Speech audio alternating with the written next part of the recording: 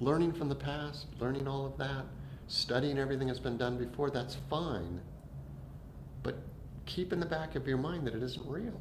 It isn't, there's only one thing that's real. This, right now, this, here. And whatever comes next. Whatever, when I walk out that door, then that's real. And when I get in my car, that's real. And it's like, it's a series of moments. Go on. Yeah. Well, I don't know. I can't see it. It might not even be there. You know? But when you start to live your life that way, and I can't say that you can live your life that way every second of the day. It's not practical. But when you get a taste of that, when you can step into that feeling, it is so amazing because it makes everything that you are experiencing like super illuminated, super experiential. Everything becomes really meaningful. Colors become vibrant. You know, the bird in the tree that's singing becomes the most beautiful sound you've ever heard because it's the only sound you're hearing at that moment. There are no other sounds. It's as if that's the only sound you will have ever heard here in your life. And that makes it meaningful, and then your mind brings all of its attention to that moment, to that sound, to that experience. And your mind has the ability to then see the depths of that in the things that you wouldn't normally have noticed because you were 80% of your brain was thinking about past and future and only 20% was thinking about now. So you might hear the bird and someone says, what color was the bird? And you're like, I don't know. Well, you were looking right at it. Yeah, but I wasn't paying attention. So it makes you pay attention to the multi-layered, multifaceted, multi-experiential nature of everything. You know, it's like you just moved your foot and I heard your foot slide on the floor. I would not normally notice that, nor would most people. And yet, as I'm talking, as things are going on, I hear this the sound. It's like, oh, those are fun. There's depths and depths and depths to this moment. And again, that takes you to that place of stillness and silence where what I was talking about before comes from. It allows you to pay such deep attention to where you're at that you start to hear the answers to your questions because they're right here in this moment. They're happening right now. If you were paying attention enough right now, you would have this flow of answers coming to you as you're listening to me that are not coming out of my mouth. Because all I'm doing is I'm occupying your mind right now by talking to you. The more you pay attention to me, it becomes that. So if you're paying 80% of your attention to me, there's 20% of the stillness that's happening that my voice is coming out of, that you're sitting in. And you can actually practice that with me. You can just let me talk and let that stillness pervade you. And then I'll become the 20%, the 80% is there behind you, kind of in this sort of container that you're sitting in. This room becomes like so important, you know, and all the input is happening. But you're able to experience all of it at once. It isn't like, oh, there's this, there's that, here's a chair, I'm thinking this. Those are individual thoughts. And that's how most of us are in any given part of the day, is that we move our attention from one thing to the next. There is a place where you can become aware of everything in this moment, as if it were symphonic, so that the cars outside, the heater, the cooler that's running now, the temperature on my skin, everything is being experienced at once. And that's what makes that moment blossom out into this amazing experience that we think is so mundane. You know, it's just, I'm just sitting in a room, what are you talking about? You know, I'm not very comfortable and I'm hungry. And when I leave here, I'm gonna go have dinner. And then tomorrow I'm gonna go meet my friend. And I'm gonna have to do this because I have to go to work. All those things are stealing away from this moment. And there's nothing wrong with it. That's what we do. That's what we've been trained to do. That's what we've learned. But when people talk about, well, I want more than that. What's the meaning of life? I need to know why. There's something missing. Well, what's missing is this moment. Because everything is in this moment. Everything. Because it's the only thing that's real. That's the ridiculousness of it, or it's like a slap on the side of the head. It's like, you can hear me say that, and you go, yep, I gotta live in the now. I gotta live in this moment. I have to be aware. And yet, nothing happens. Because honestly, in the back of your mind, or in the next second, you're thinking about something else. It's you have to train yourself to do this. And then, the better you get at it, it's never ending. And that's the funny thing is, I'll talk about this stuff and then people will say, well, is that the way you live all the time? If you can talk about it, you must feel it. And I do feel it. But I also know I've just touched it. I've just touched the edge of it. Because it's never ending.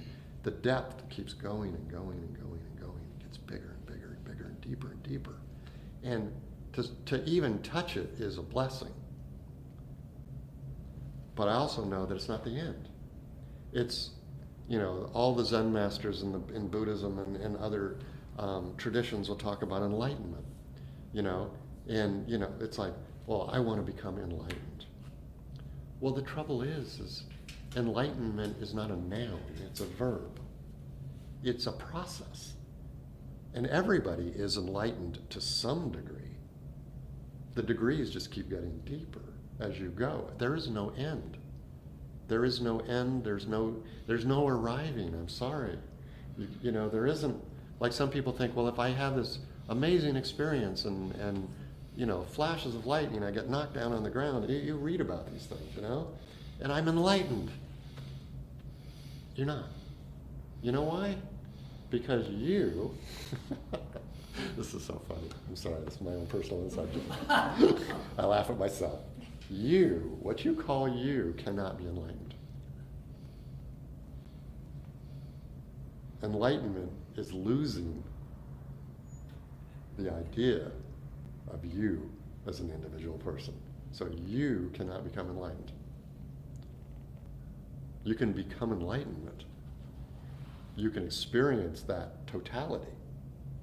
And again, everybody, to some degree, I don't care who you are or how non-whatever you are, everyone experiences it on some level because they're alive. Because it is life. It's life without end, as the Bible says. So we're all experiencing it on some degree. We're just not in touch with it. And as we focus more and more on it, then it becomes deeper.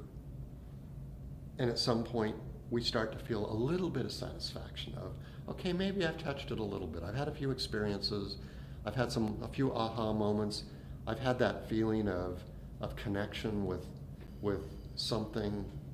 And, it's like, okay, I kind of know which way it is. It's more in that way, because that's where I felt it from, if you want to give it a direction. But it never ends. And it continues and continues. And if anyone tells you that they're enlightened, they're not. Really. Because anyone who is would never say it. Because they know that it doesn't exist in the sense that most people think of it. It is not a place to get to. It is not the end of the path. It's not the end of the race. It is simply a progression of understanding that starts when we're born and continues into infinity, I think. I don't know. But as we get these little glimpses of what it feels like to live in the moment, or to have that deep, deep feeling where everything falls away and you're just experiencing something. One of the best metaphors, or one of the most favorite metaphors in sort of the Western culture is this idea of a sunset, where you look at a beautiful sunset and everything drops away and you're just experiencing the beauty, and then you're just like going, oh wow. That is the beginning of the enlightenment experience. It's that dropping away of you feeling like an individual anymore and becoming part of what you're seeing. You become part of the experience. And it touches you so deeply that you no longer think, I'm experiencing this. It's just a verb, it's experiencing. You're not going, and as soon as you turn to your partner or your friend next to you and go, isn't that beautiful? The feeling diminishes. It doesn't go away completely, but it will diminish off of that, wide-eyed awe feeling. That's all it is. It's nothing mystical.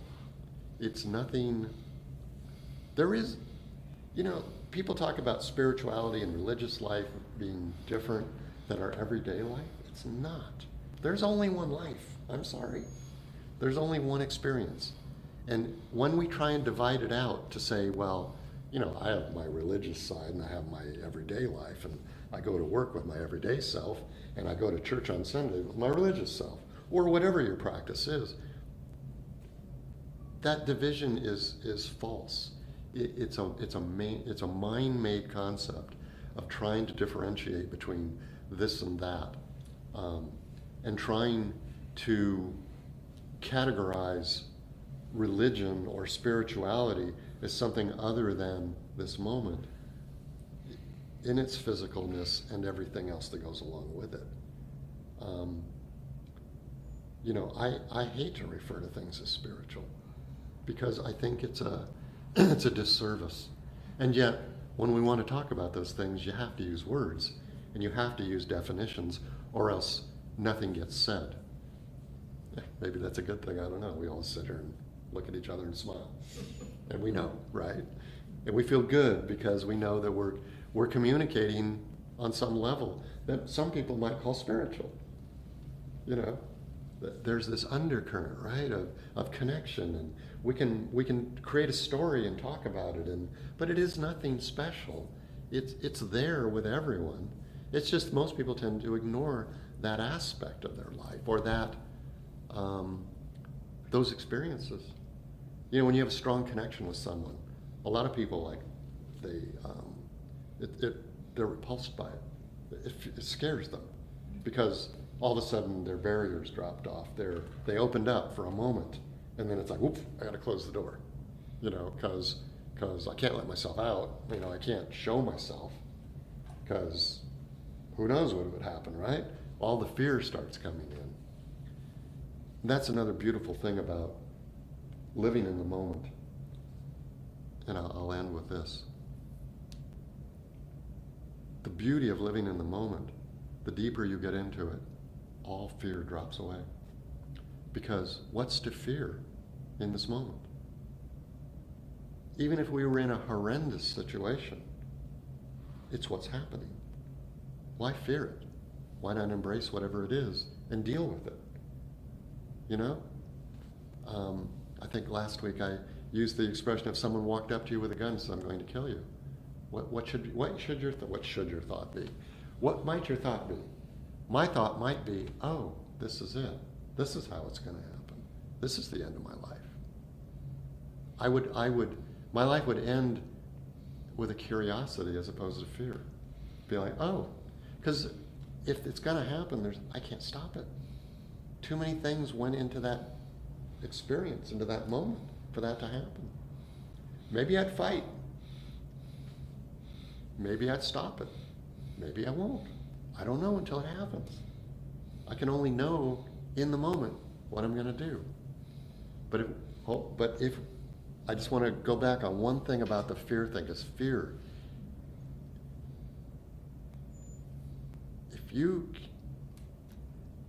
to me, the reason that we pursue all of these things that we call spiritual and religious, there's one driving factor behind all of it. We don't want to feel fear. And if you examine your motivations for wanting to see something beyond what we are, you'll notice that behind that is this fear. Fear of not knowing, fear of not knowing what things are about. If you can become completely and totally okay with what's going on in this moment, I can guarantee you that you will not feel fear ever again. And I'll end with that. Thank you.